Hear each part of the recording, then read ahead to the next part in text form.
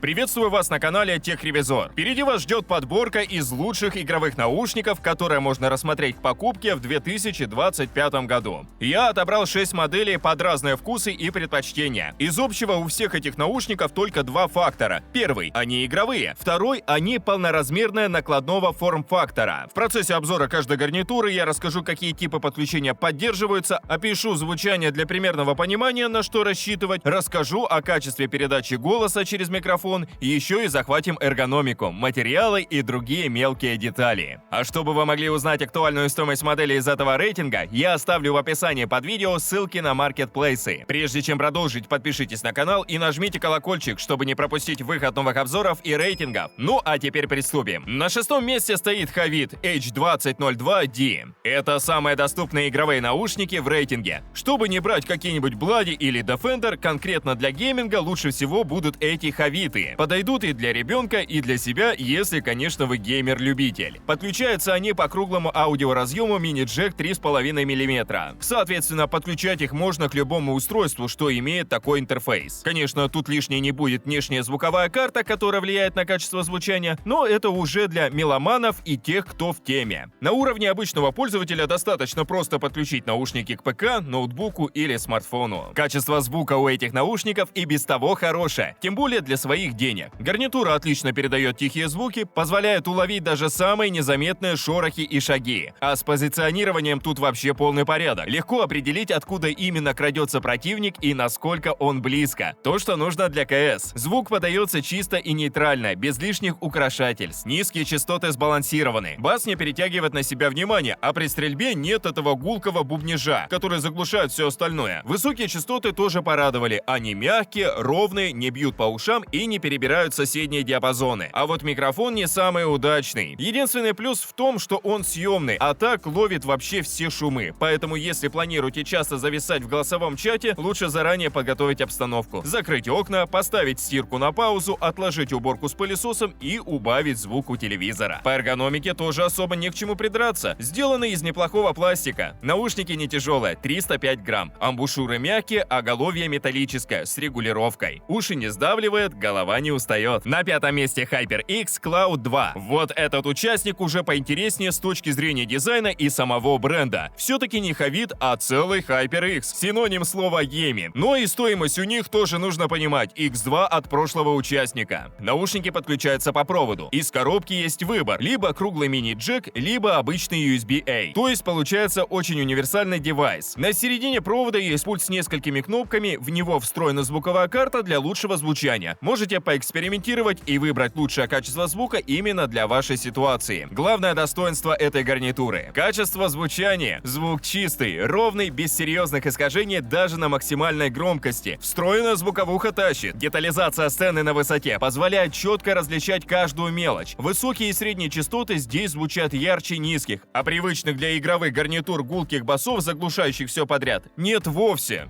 Микрофон здесь съемный и ничем особенным не выделяется, но свое дело делает хорошо. Уж точно лучше прошлых Havit. Качество записи звука можно оценить на твердое хорошо. Голос передается чисто, без искажений. Встроенная система шумоподавления работает точно, отсекая фоновый шум и оставляя только речь пользователя. Теперь по внешнему виду. Качественные материалы. Это присутствует. Уши не скрипят, в руках не сыпятся, даже падения переживут. На голове сидят удобно. Чашки подвижны и подстраиваются, а оголовье можно отрегулировать под любой размер. Запаса хватит даже для ребенка. Гарнитура держится плотно, не сползает при движении, но при этом не давит. Так что в ней можно спокойно сидеть несколько часов без дискомфорта. На четвертом месте Dark Project HS5 V2. Наушники может быть чуть дороже прошлых хайперов, но их главный плюс – беспроводное подключение. То есть это гарнитура для тех, кому надоело возиться с проводом. Наушники подключаются по Bluetooth и по радиоканалу через комплектный Wi-Fi адаптер. Более того, HS5 поддерживает даже мультипоинт. То есть их можно подключить одновременно к двум устройствам, например, к ПК и смартфону. Так, во время игры, если вам кто-то позвонит, вы сможете удобно, быстро ответить. Все это добро потребляет энергию. В плане автономности наушники достаточно неплохие. При умеренном пользовании по несколько часов каждый день их хватит на неделю. Зарядка же с 0 до 100% занимает около 2 часов.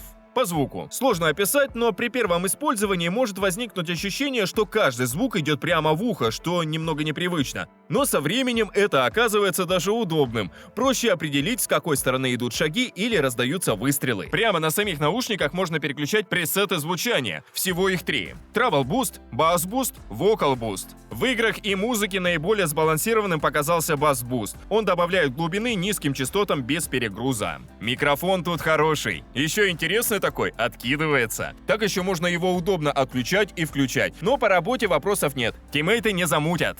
Внешне тоже все хорошо. Чаша с приятным на ощупь софт-тач покрытием. Оно делает гарнитуру более эстетичной, но легко собирает отпечатки пальцев. Боковые части обтянуты эко-кожей, а поверхность, прилегающая к голове, выполнена из дышащей ткани. Внутри вспененный материал с охлаждающим гелем, который добавляет комфорта при длительном ношении. Тройку лидеров открывает HyperX Cloud Alpha Wireless. Уже не первый раз попадает в рейтинг игровых. Скажу сразу, эта гарнитура не для любителей и детей, кто хочет купить наушники побюджетнее. Cloud Alpha Wireless прям денег стоит. Но если вам сильно понравится, чуть позже скажу, что можно сделать, если бюджет ограничен. Хотя ладно, давайте прямо сейчас. Есть проводная версия HyperX Cloud Alpha, которая стоит в 2 раза дешевле. Уникальными Alpha Wireless делает их автономность. Подключаются они по свистку через Wi-Fi ко всяким платформам и работают до 300 часов. Причем не выдуманных, а проверенных временем. Вот это по-настоящему личная фишка этих Cloud Alpha. Заряжаются, конечно, тоже немало, около 4,5 часов с 0 до 100%. Звучат эти наушники на высшем уровне. На деле выходит нестандартная звуковая сцена с активным шумодавом, четким позиционированием и проработкой деталей. Это легко погружает в игру с головой. При этом, само собой, и для музыки эти наушники отлично подойдут. Звучат они реально круто. За микрофон тоже ничего плохого сказать не могу.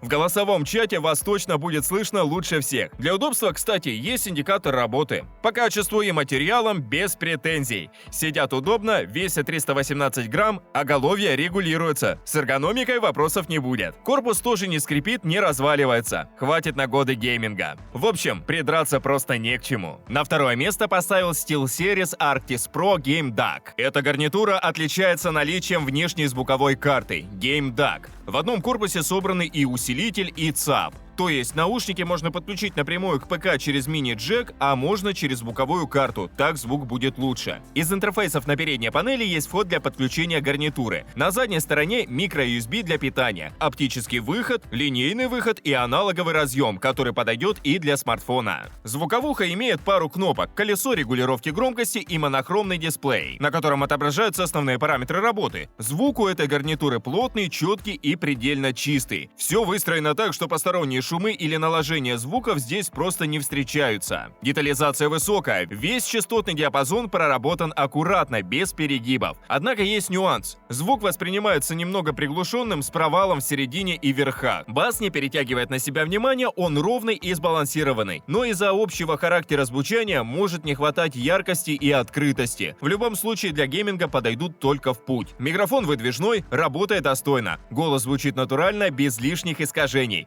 А внешне шумы срезаются. Но чувствительность у него высокая, и полностью избавиться от посторонних звуков не получится. Все, что происходит рядом, так или иначе попадает в эфир. Гарнитура выглядит строго, ощущается прочной. Оголовье алюминиевое, чашки выполнены из матового пластика с легкой шероховатостью, а их внешние крышки покрыты софт-тач материалом. Еще и подсвечиваются по контуру. Топ-1. Logitech G Pro X2. Ну и как же без Logitech в рейтинге игровых наушников? Уточняю на берегу. Наушники самые дорогие в рейтинге, но своим функционалом, звучанием и универсальностью заслуживают таких трат. Конечно, натурального дерева тут не завезли, но плотный и крепкий пластик с алюминием в основании еще никого не подвели в случае с G Pro X2. Подключаются наушники 3 способами: проводом через мини-джек 3,5 мм, по Bluetooth версии 5.3 и радиоканалу через Wi-Fi. В звуковой карте нет необходимости. В комплекте еще идет кабель с USB-A, но это сугубо для зарядки. Кстати, по заявлениям производителя работают наушники до 50 часов.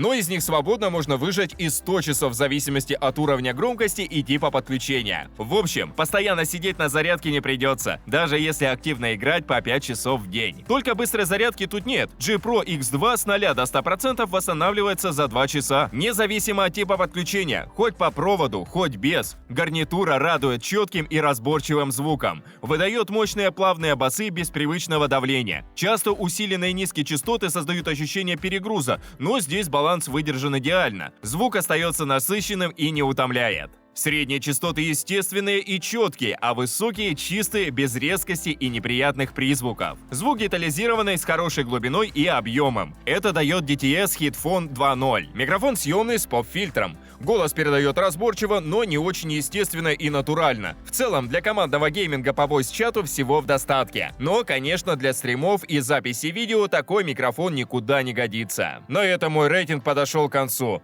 Стоимость всех моделей рейтинга можно посмотреть по ссылкам, оставленным в описании и закрепленном комментарии. Подписывайтесь на канал, ставьте большие пальцы вверх, а также не забывайте включить уведомления, чтобы первыми узнавать о новых рейтингах и обзорах техники. А с вами была команда канала Техревизор.